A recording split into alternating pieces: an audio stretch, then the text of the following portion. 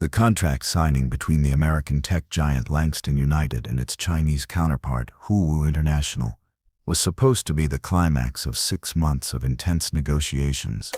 But that morning, the 39th floor of Langston Tower descended into chaos, unlike anything seen before. CEO Richard Langston stood with his hands behind his back, checking his Rolex 4 times in under a minute. The full team, HR, legal, and tech experts, was in place. The Chinese delegation had just been ushered into the boardroom. Rare pu'er tea had been steeped, bilingual documents neatly laid out on the glass table. Only one person was missing: Stella No, the company's Chinese interpreter. A Chinese-American woman in her early 30s. 9 years. Still no Stella. A department head whispered, "Has anyone tried calling her?" 9:05. An assistant burst in, face pale. "Mr. Langston, we can't reach Stella. We've called 3 times. Her phone seems to be off." The air frozen. An international meeting. A $300 million contract. One side, a U.S. tech firm trying to expand into Asia. The other, Huawei International, a government-backed Chinese conglomerate known for their strictness and diplomatic sensitivity. No interpreter. It was like a thunderstorm cracking open a clear sky. "Damn it," someone muttered.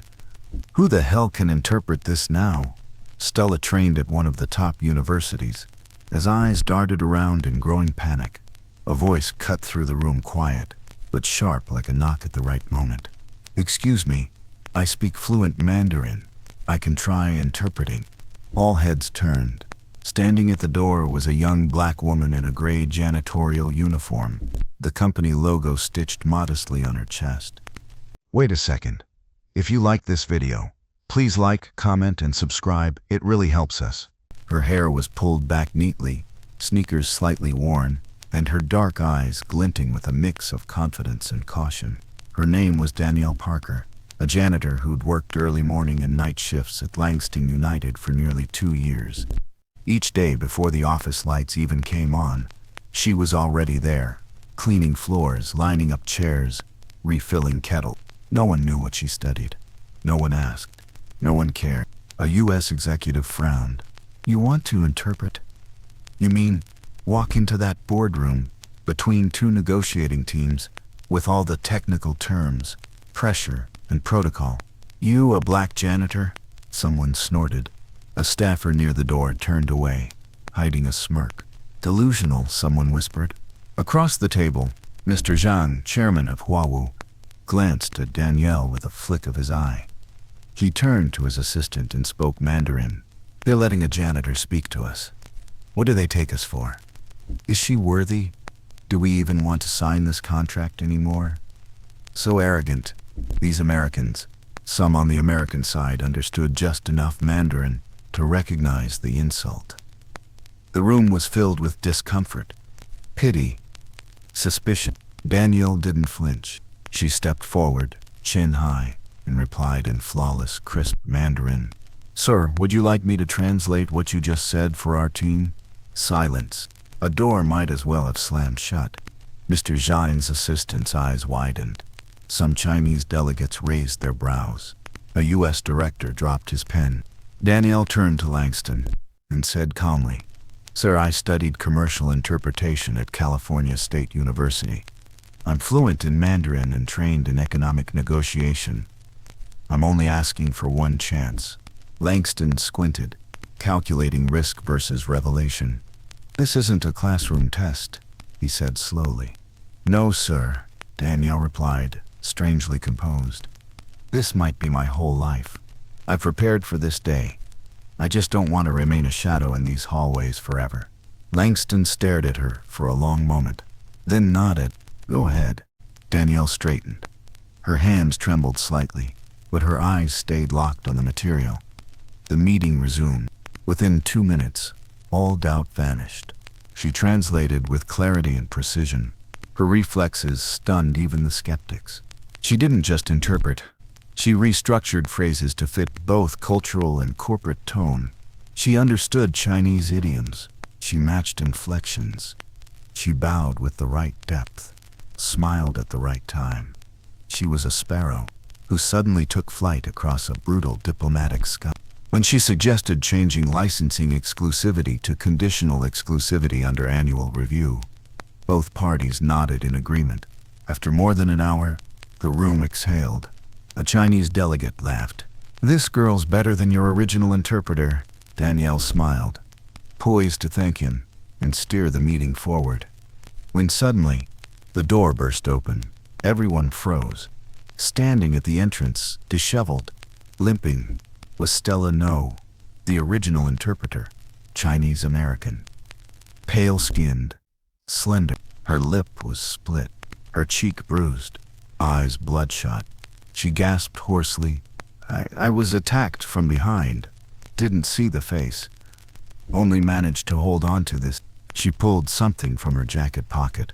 A torn janitor's glove, dark gray, white stitching, 2 letters embroidered clearly. The entire room collapsed into a glacial silence. Danielle stood frozen, eyes wide, as if she had just plummeted from the heavens into the darkest abyss. Stella No stepped in slowly, staggering slightly. She wore her familiar beige blazer, now wrinkled and stained. One cheek was visibly bruised.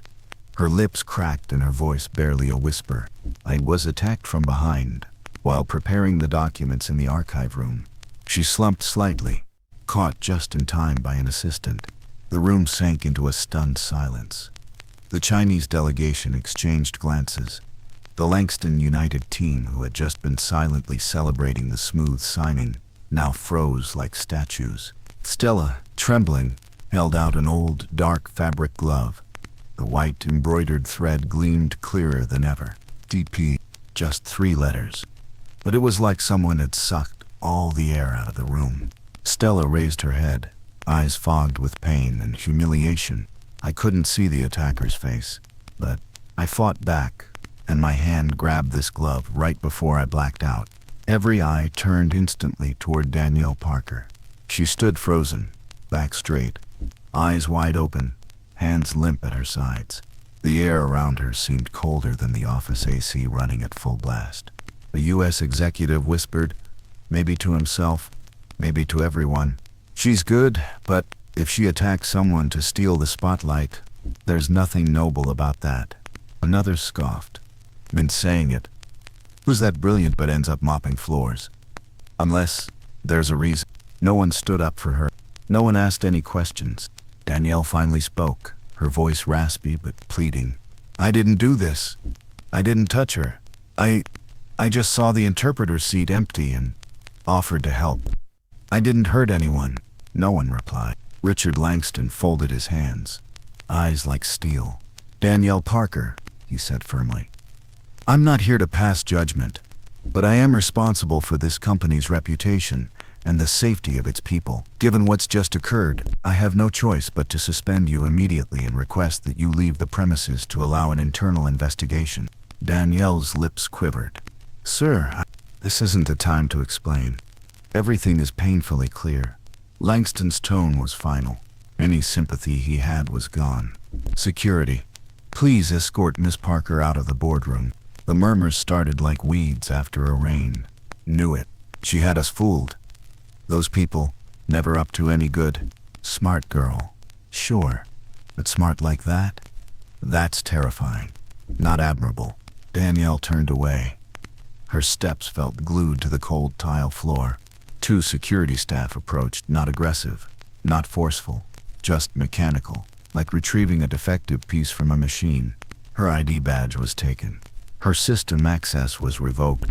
The glass doors shut behind her with a click that struck her chest like a hammer. Her identity, once the surprising hero, was now a whispered name in the hallway. Crossed off the employee records. Langston United's internal media exploded. Janitor impersonates interpreter. Exploits confusion to assault staff. Black women pose as intellectual. Biggest con of the year.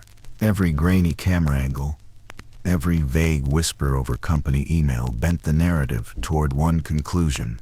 Danielle was the villain. And now, she was completely alone. She returned to her small rented room, deep in the city's southern district. where the dim streetlight barely illuminated the full weight of her humiliation. Danielle sank to the floor, gasping. Her hand, once steady with brilliant translations, now trembled around the glove that had become a symbol of blame. For the first time in her life, she thought she might be foolish.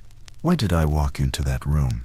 Why did I dream that someone like me could ever be recognized, when even my name tag was treated like trash? She cried, soundless.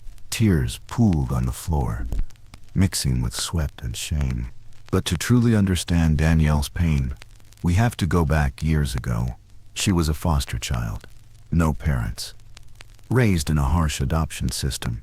The only one who ever reached for her was Madame Notulan, a Chinese-American woman who taught Mandarin to immigrants. From a young age, Danielle was taught Tang poetry, practiced each brushstroke of Chinese characters, learned how to bow properly, pause in ancient verses, and make century egg porridge on cold mornings. Her mother once said, "You may have a different skin, but your soul can still belong to the culture you love." Danielle loved her mother more than anything. But when she turned 20, her mother was diagnosed with late-stage pancreatic cancer. Danielle dropped out of college, then a top student in commerce and interpretation, to work any job, waitressing, babysitting, cleaning restaurants, all to buy her mother more time. But she died anyway. From that day on, Danielle became a shadow. Being a janitor wasn't failure. It was survival. A waiting room for something better. For the day she could walk back into a place where people saw her mind, not her bleach-stained uniform. That day, walking into the boardroom, she thought, maybe, just maybe, someone will listen. But reality struck hard and cold. She hadn't even finished proving herself, and a glove had already decided her fate. Danielle looked up at her mother's photo and whispered, "I tried, Mama, I really did. But maybe, in this world, no matter how smart a black girl is, if she walks out of a janitor's closet, they'll never stop doubting her." What she didn't know was that the buried truth that day was not the end, but the first spark of a reckoning that would shake the company to its core. A day had passed. Danielle tried to accept the harsh truth, because she knew she had to quickly find a way out. She remembered she had left her old fabric bag in the back room of Langston Tower, the place where internal staff would usually change clothes, store coats, and cleaning equipment. She returned there, slipping through the emergency stairwell down to the sub-basement. No one saw her. No one noticed. Under the flickering neon lights, the dim backstage corridor embraced her with its familiar indifference.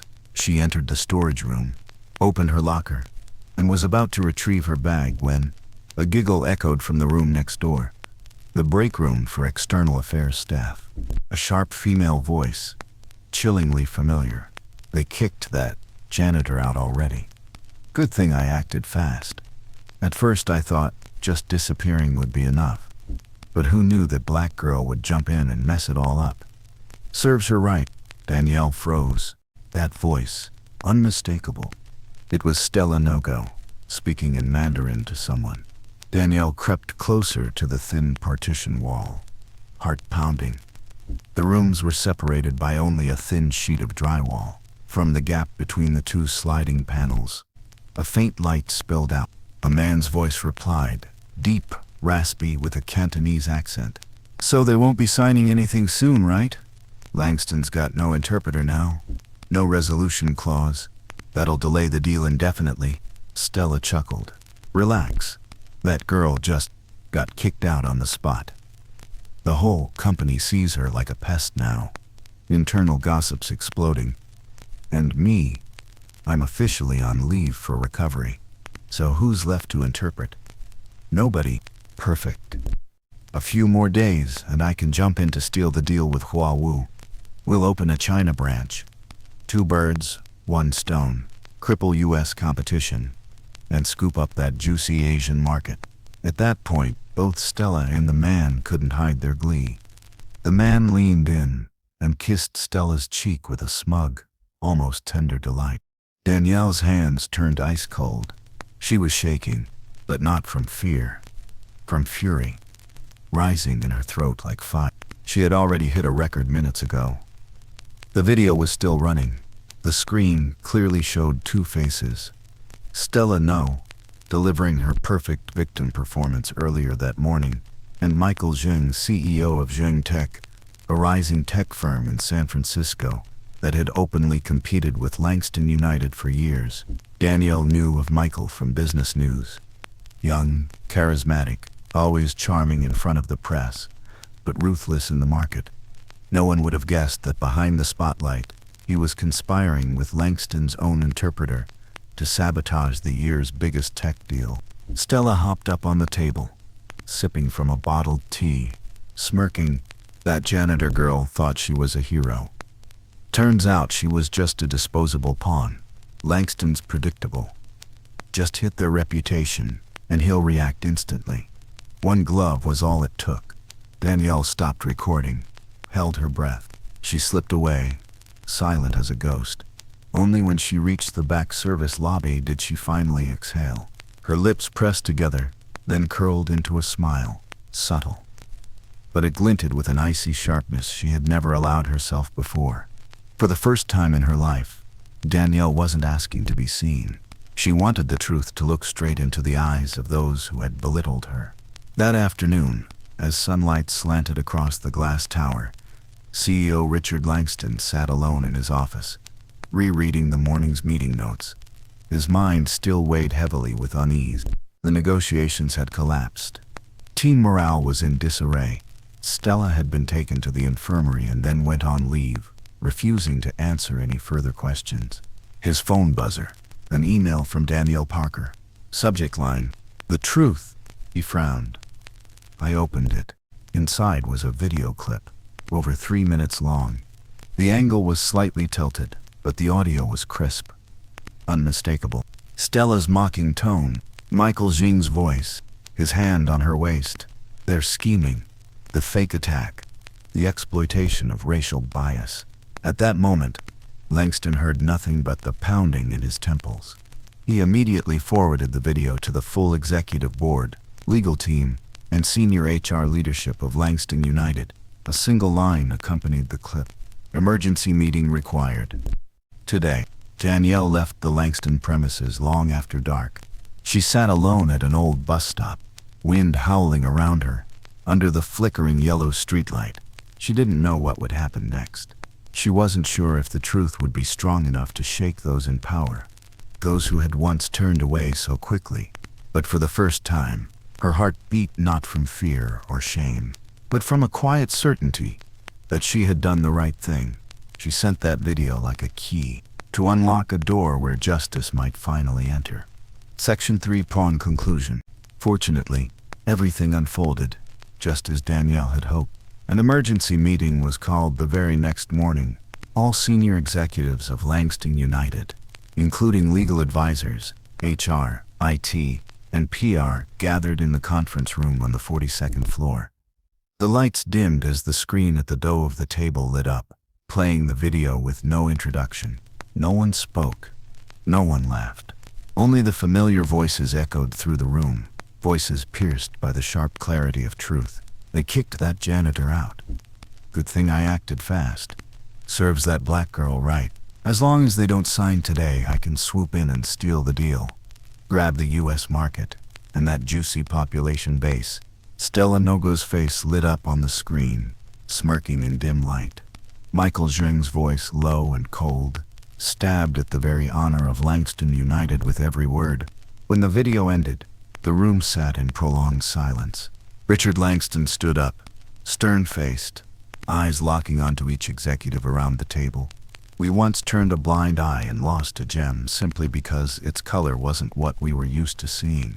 But today, the truth has been spoken, and this time, we will not let it be buried again. Within 40, Stella No was officially terminated and charged for false reporting, ethical misconduct, and conspiring to sabotage a corporate deal. Zheng Tech, Michael Zheng's company, was immediately investigated by the International Trade Commission for economic espionage and unlawful interference in high-level negotiations. Wohu Group, Langston's Chinese partner, received a formal apology along with a transcript of the video. They expressed high regard for Langston's swift, transparent response, 3 days later, the deal was signed in full, but the most important event didn't happen in any contract. It happened on Monday morning at the main atrium of Langston United HQ. During the company's annual all-hands meeting, the lights dimmed gently. CEO Richard Langston stepped onto the stage, with a smile rarely seen on his stoic face.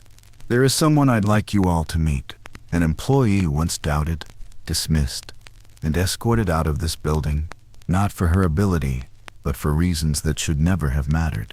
But she showed us something, that talent doesn't wear a title, and integrity doesn't come in a color." He extended a hand. "Please welcome back Ms. Danielle Parker."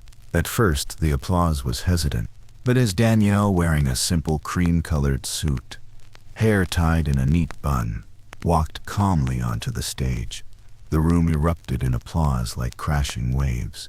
Some stood, some wiped away tears, some bowed their heads deeply. Danielle took the mic. Her eyes glistened, but her voice was steady, like a hidden stream flowing after the rain. "I used to think, if I worked hard enough, the opportunity would come, but I was wrong. Opportunity doesn't just show up. It only comes when you stand tall, even when they look at you with the lowest expectations." That day, I wasn't asking for special treatment. I just asked for a chance.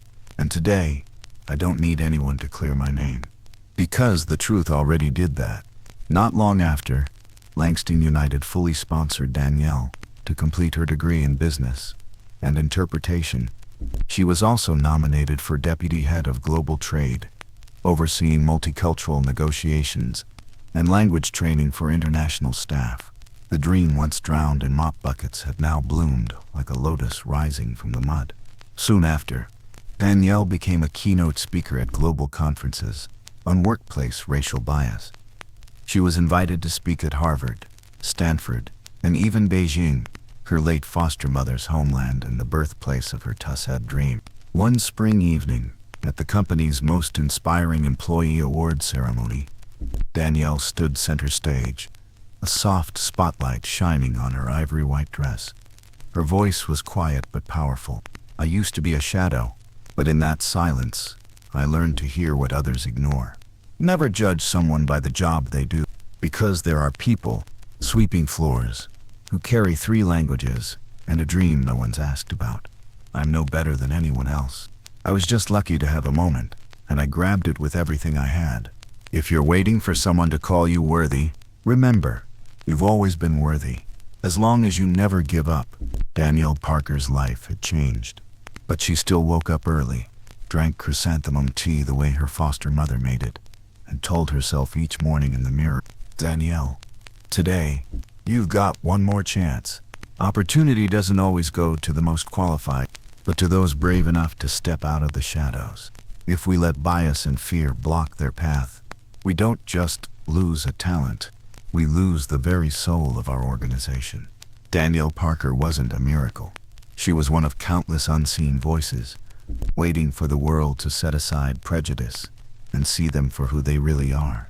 And maybe each of us has once been a Danielle, just needing one person to believe, so we could lift our heads, step forward, and prove, "I don't need your pity, I just need a chance."